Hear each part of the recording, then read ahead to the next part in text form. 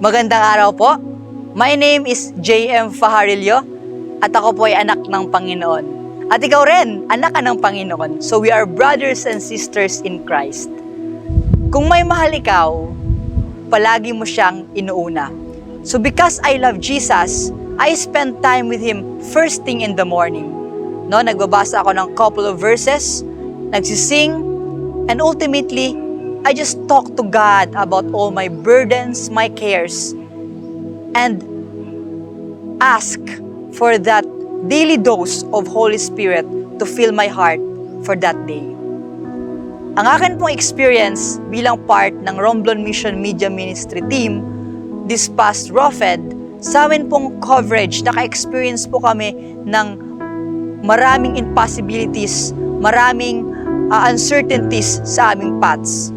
But, dito ko rin na-experience na if we just seek God first and if we just trust Him, lahat ng ating mga problema ay kaya nating malampasan.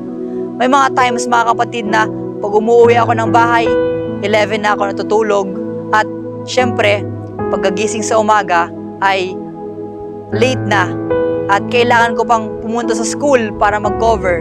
But, I never start my day, kahit man ako'y maaga or late magising, I never start my day na hindi po nagsispend ng time sa Panginoon. Because how can I serve God without God? If you are struggling with sin right now, and you think that your life is a mess, pray. Dahil sabi po sa Philippians 4 verse 6, be anxious for nothing, but in everything with prayer and supplication, with thanksgiving, let your requests be made known to God, and ano ang magiging result? And the peace of God. And how does the Bible describe the peace of God?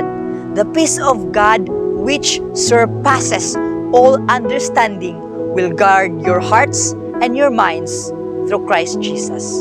Yun lang po, at maraming salamat.